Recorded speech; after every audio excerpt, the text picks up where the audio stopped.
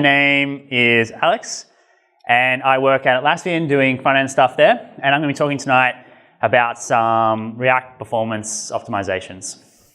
Before I do, a little bit about me. This is my son. He just turned 2 a few months ago. He's doing some work at home, which is really cute. That's an old Mac that I have, which sadly has recently died, but he's loving it. So he's doing some work, which is good. And that's my new daughter Willoughby there on the left for you guys. Obviously not there. That's my wife Sam. I haven't been to a meetup actually since she's been born 4 months ago. Feels like having, for anyone who has like multiple kids, it's just like ramped up intensity heaps. So yeah, I'm really glad to be here tonight. I'm going to be sharing some, as I said, some performance optimizations. This is actually kind of the third round of optimizations I'm going to be talking about. So there's a lot of basics that I won't be covering. The techniques I'm going to be talking tonight are fairly advanced. If you're new to React performance or you're just looking to get started, these things are probably not for you. I do have other blogs that I'll tweet out to the React Sydney group as well, where you can kind of get your feet wet with those optimizations. They're definitely like the bread and butter ones. These ones are kind of like building on top of those. I won't be going, as I said, through them in all those basic building blocks in heaps of detail. If you do have questions, feel free to come up and ask me afterwards as well. All right, so firstly, first principles worth talking about. What are kind of the core ideas of pushing performance forward or making your apps faster? I think like the biggest driver is just avoiding work you don't need to do, right? It's sort of, I think the biggest thing we're trying to do, we're trying to avoid redundant work. You know, everything I think comes back to that. You can take it another level and say, well, the work that we are doing, could we do it better? But I think for the most, this is mostly true, right? Just avoiding stuff you don't need to do. In the context of React, usually it's your render functions that are going to destroy your application at scale. For two reasons. One, there's often heavy processing in a render function. You might be calling other functions. And secondly, the whole reconciliation process, which is amazing, and it's kind of how React works, the idea that you effectively return like an object and they diff that against the virtual DOM, and then after that diff they update the DOM. That's sort of how React does its magic. But at scale, this thing really chugs. You don't want to be doing this all the time. You don't want to be doing it sort of frequently across tons of components, because you're doing lots of diffs, you're doing lots of updates, it's expensive, okay? So generally speaking, you want to avoid calling render as much as you can. So for a bit of context, I work on this library a lot, which has been fun. I've sort of been dabbling with it for a few years and been focusing on it for a few months now. It's been gaining a bit of traction, which has been really fun to be part of. So it supports drag and drop between lists. It actually has keyboard dragging, mouse dragging and touch dragging kind of built in. Some of the core ideas of it is that it's completely state driven. So all the little movements that you saw were actually state updates for the entire application. So what that lets us do is it lets us have really anything that can poke state can create a drag. So right now we support mouse, touch, and keyboard, but I'm looking at supporting voice-activated dragging, so you can actually just speak to the computer and make it do stuff, as well as sort of any kind of input thing, any input device, as well as programmatic dragging. So you could have you could just sort of create an instruction set for dragging and let it go, and you'll see things not just jump around, but actually move around, which would be pretty fun. For the library itself, it's pushing for 60 updates per second. This is, I guess, pretty unique for most apps, which are mostly probably just render once, maybe some minor updates as things go along, but this has tons of updates and lots of shared state. So this is actually a Redux application. The things I'm going to be talking about tonight, some are Redux focus, some aren't. I'm going to try and stay away from Redux as much as possible. I've talked about some of that stuff before. Yeah, so there's lots of sort of shared state across lots of different components.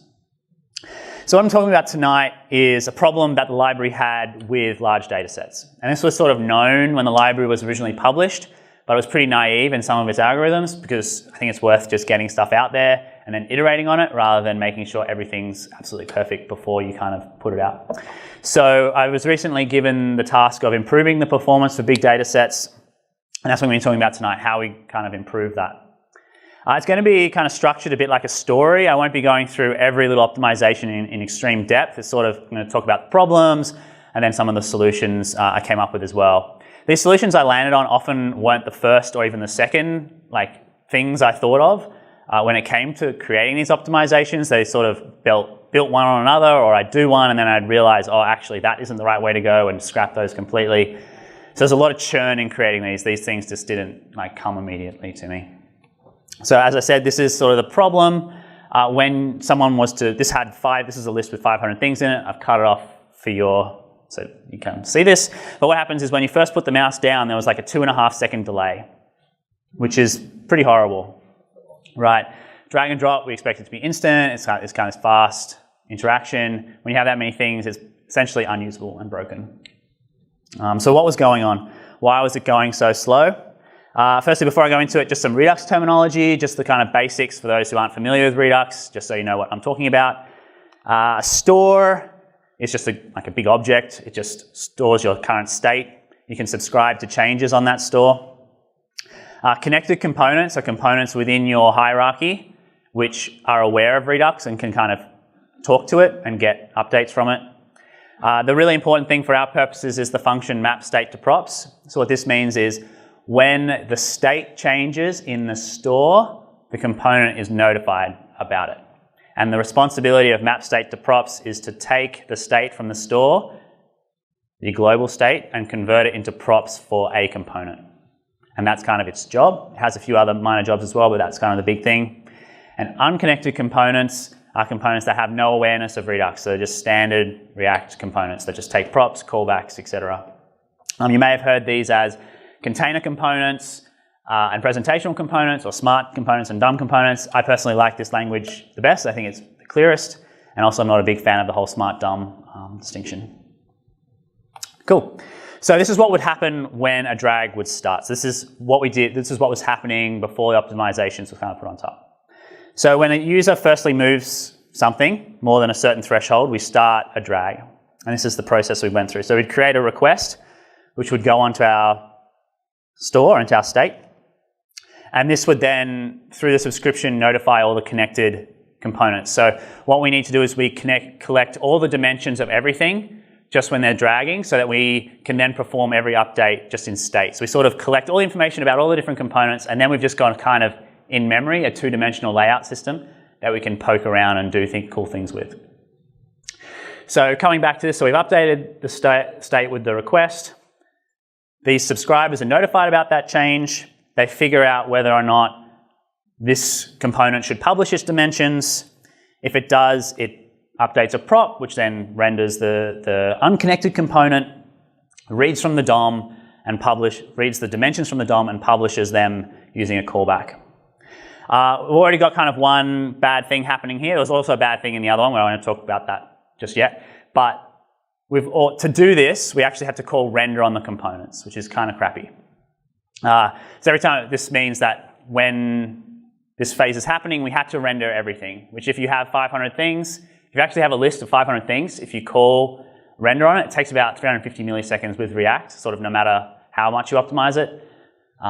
Even with should component update everywhere, it costs about that if you want to re-render a list with 500 things in it. So we'll cop that hit, and this is where it gets even better. So if you think about a component calling a callback, each of these callbacks would publish an update to the store, which in turn would invalidate the store and trigger all the subscription methods. And so every single one of these components that was publishing was actually causing not only itself, but every other component, every other connected component to have to reevaluate its memorization checks. So inside those connected components, you'll often have like layers of memorization, which is a technique to sort of avoid rendering, but you're sort of doing like shallow quality checks, lots of checking all over the place to see if things have changed. So while they're relatively cheap, when you're doing 500 of them times every single one doing it, I think it's 500 factorial. I'm not 100% sure. I was trying to draw out the math, and I got to, I think like you could safely say it's n squared, but I think it's actually n factorial in terms of pain of this algorithm. So the more you add, the significant worse it gets. Even though these things are relatively cheap, the more you kind of pile on, it really adds up. And this is where it kind of all exploded, right? So that was the fire that we were in. That was what was really causing that that big delay in lifting. So it's a solution that I didn't land on initially, but that has proved to be really valuable. So instead what we do now is we've created this smarter actor, or this smarter entity in the system called the dimension Marshal. We'll just call it Marshal for this sake. And what it does is it sits on the context, so the React context, and when these draggable components and droppable components mount, they register themselves, their ID, their index, things like that, with the Marshal. And it also tells the Marshal when those things change. So this is before the drag started. This is like when the system's starting up. So now this Marshal has awareness of these things that have been placed in your tree. And when the drag starts, we still do this. We put the request on the state. Now it's only the Marshal that's listening to that. So the Marshal gets that change. It knows what the user's trying to drag, so it can actually just request the critical dimensions for that drag. So in this case, it's just the thing you're dragging and also its container. And then we can start. And that's kind of all we needed to get started. So we needed to change the algorithms to allow us to add dimensions after a drag started before it assumed it was all happening at once. But as soon as we broke that condition, we could just publish. So publishing is two things. So every time a drag starts, we just tell the app there's two things, the critical dimensions we need. After that happens, we then asynchronously collect all of the other dimensions in a single animation frame. So in the first, asynchronously we request the critical dimensions, and then one animation frame later we read from the DOM everything, and then the animation frame after that we collect all of those dimensions together and we batch update them all to the store at once. So we've kind of broken that collection up into multiple phases. So the benefit of this approach is there's absolutely no render calls for this. It didn't rely on any connected components, didn't rely on any memorization checks, anything like that. Because we had this smarter actor, it was able to get the things that it needed without having to kind of go down the, React tree. We now have O1 dimension lookup, so we can look up any dimension in the system instantly. We don't need to kind of do this kind of funny roundabout. And also batched updates is really nice because instead of individually updating each one and causing every single one to have to run a memorization check, if we do it all in one go, then everything just runs at once, which is pretty cheap, and we're done. So cool. Some kind of takeaways from this that you might apply more generally, because you're probably not going to be doing something like this. I'd recommend not using props for non-visible message passing. You're causing a render to do that. If you are doing this, be careful. You probably can try and block it using a should component update. That wasn't an option available to us because of we're using function as children pattern, which meant we couldn't use that. But just to be aware, if you're passing messages through props, there's probably another way. It might be a bit faster. Batch updates if you can. I'll keep that general. That applies for software generally. If you can batch your updates, that's good. And break expensive work into multiple frames. So I've listed RAF scheduler there, which is a library that I made. That's technically not what was used for this problem. I incorrectly labeled that there. This is just using raw animation, request animation frame. But that's definitely a useful tool for sort of batching request animation frames. Request animation frame is your friend. Definitely get on that. Another issue with the slow lift was that when we lifted to all the different draggables, all the different items, we needed to apply some styles to them for performance reasons, for browser reasons. These are non-visible styles, but they're things that help the app work. So the kind of big one is pointer events none. By putting this on everything that we don't care about while we're dragging, we prevent the browser from doing a ton of work when we're dragging over them. There's some other reasons we do it, which I won't go into. But doing this on everything in a 500 item list costs about 350 milliseconds because, as I mentioned, rendering a list costs that much. So the question is, how do we update styles without a render? I was using inline styles. You might say, hey, what about class name? But you got to pass that new class name in. You still got to call render so that it can be notified of that.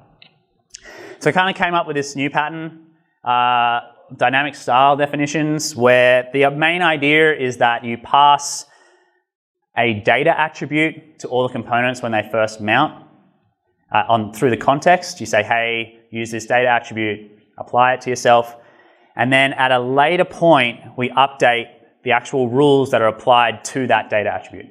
So we're not updating, we're not saying, here's a new data attribute, here's a new value for that. We just change what those values mean. So this is a little bit of code that kind of is a simplified version of it. But what we do is we create an element, which is a style tag. We put it in the head. And then we have this function here called SetStyle. And all that's going to do is just smash the inner HTML of that element. And then we can do something like this later on. We can call SetStyle and pass in just like a string, right? And this will get applied to all those elements without having to go through the kind of render pipeline. Cool, like no more render calls for non-primary style updates. That's definitely a more advanced optimization. You probably don't want to be writing that in your application code. It's probably best left for hiding behind, like putting in a library or an abstraction, but it's definitely been really useful. So those two things, moving to the dimension Marshal and having these dynamic style definitions, resulted in a 99% reduction of time taken for a lift. So we've gone down from 2.6 seconds to a single frame. So it's unnoticeable, it happens instantly, which is pretty great. It's a pretty big win. We'll move on to another problem. So, this is it happening now. So that's the same list with 500 things. You can now see it just picks up as if it was a list of 10 things. It doesn't matter. Yeah.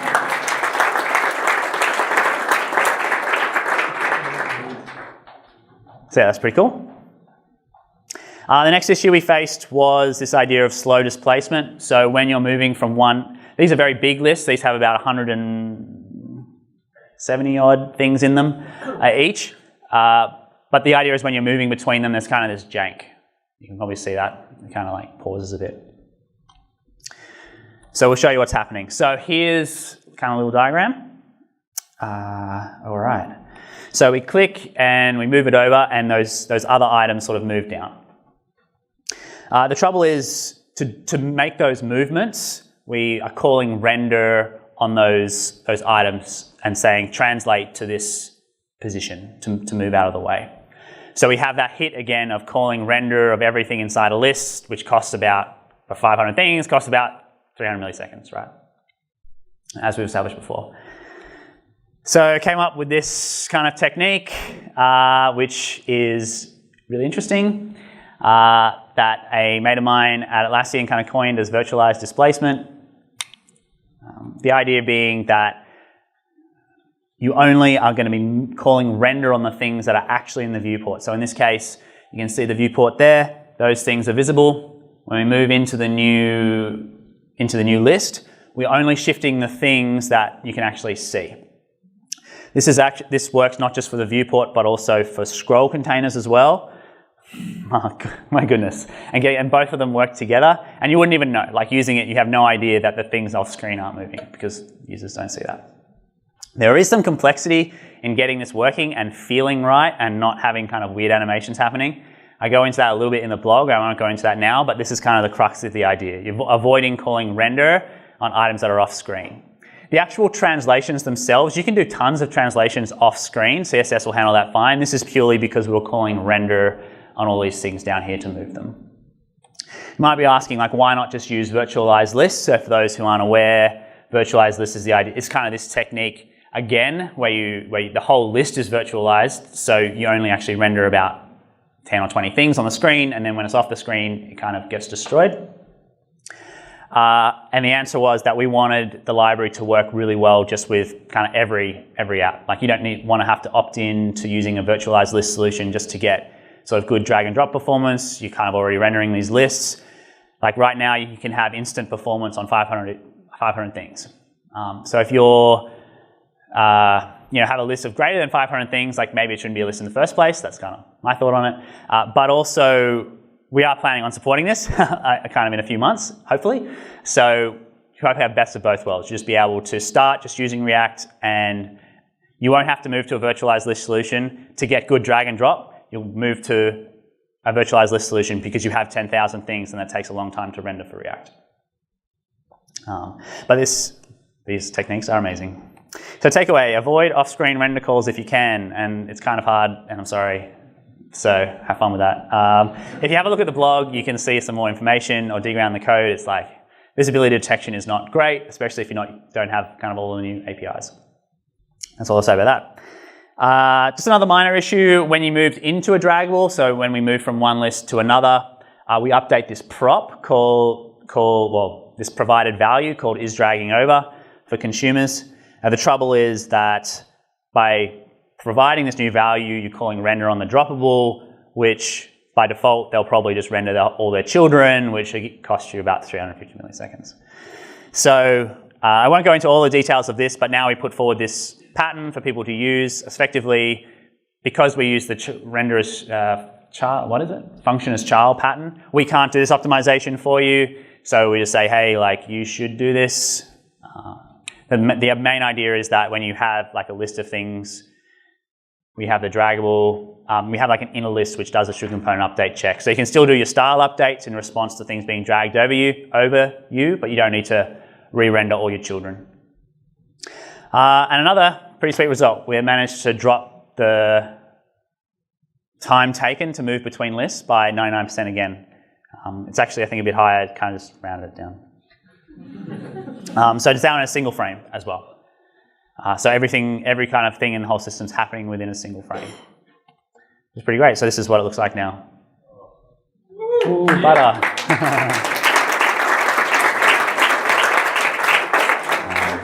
Yeah, and these are with like really big data sets, even though you can't see it on the screen. Here's some other kind of assorted optimizations, which we just sprinkle around the place. We actually improved performance, not just in these two places. These were the biggest ones. We actually dropped performance everywhere. Improved performance, reduced time taken for actions, like everywhere. It's kind of confusing because you're going down, but you're getting faster. So here are just some things that we found helpful. Lookup tables, not a new idea, but I found kind of an interesting pattern of doing it. The main idea is you might have an array to store some data, and the order of that data is important, which is why you're storing it in an array.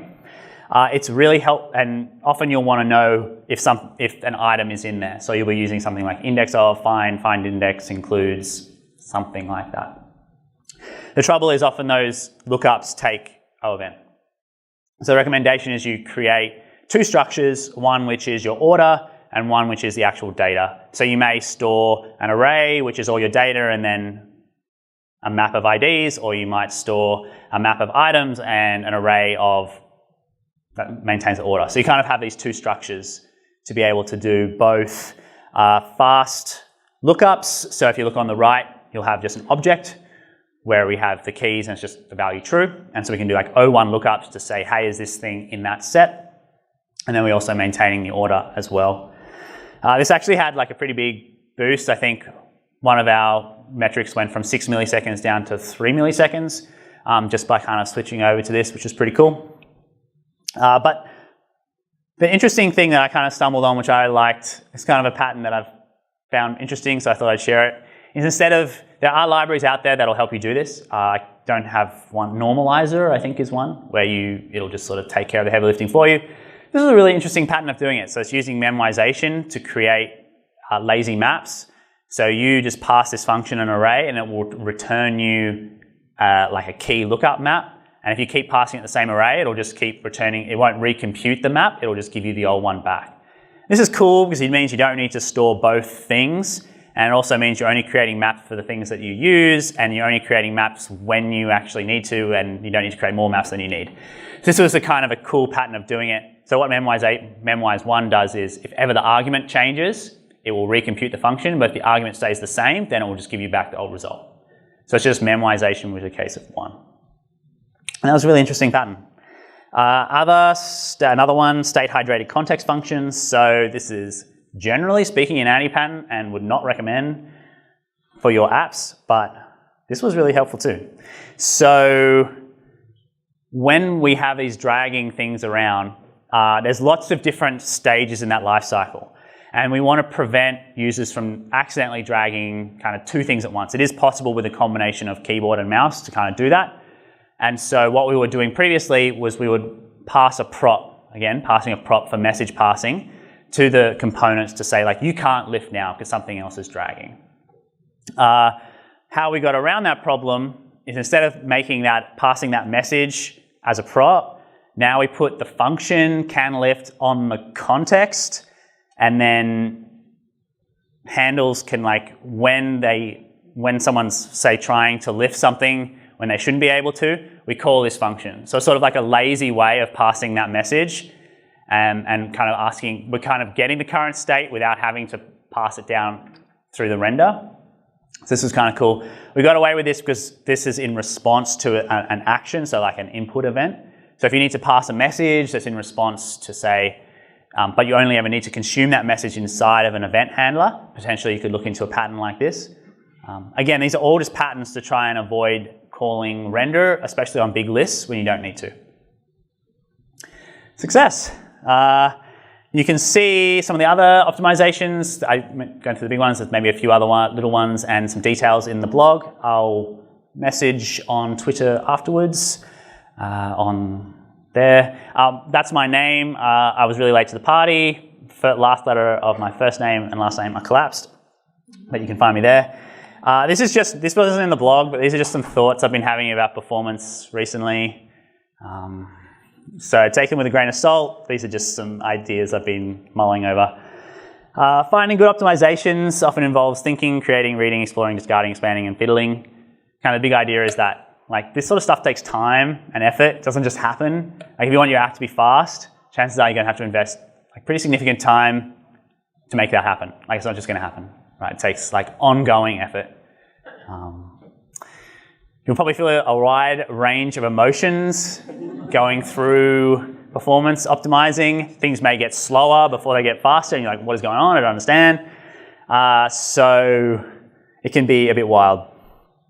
I think this has been true for me in lots of different projects. It's probably not true for every project. Finding significant gains often involves significant change.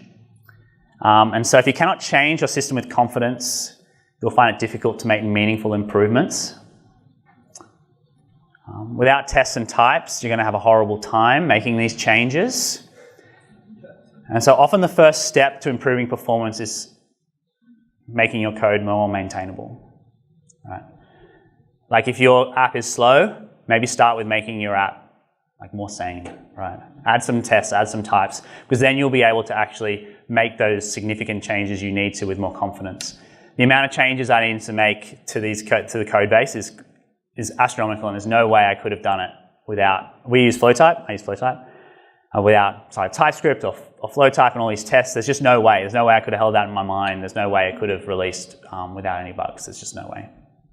And if you're kind of drowning in bugs, you're never going to get to those really nice optimizations because you'll spend all your mental effort and all your time fighting those bugs that you've created by making those changes that you'll never get to those layer 2, layer 3, layer 4 kind of optimizations which actually kind of subvert those original changes you made in the first place. Know your bottlenecks and optimize the big wins first. I think often we focus so hard on those absolute micro optimizations when they're just sometimes insignificant in the grand scheme of things. Chances are if your app's using the network, that's where you need to focus. Or, if you're using React, focus on render. Focus on these really expensive things first. Generally speaking, tools, I won't go into it here because of time. You can have a look at my first blog, I go into that a bit. Usually console.time is all you need. Start recording, do something, stop recording, make some changes, see if that number changes. That's kind of all it is. The React Perf tools are really nice. React will tell you, hey, you called render when you didn't need to. So that's really helpful. Definitely check out the library. Really passionate about it. Put a lot of effort into it. Have a play. Let me know what you think. Yeah, that's it. Thanks, everyone.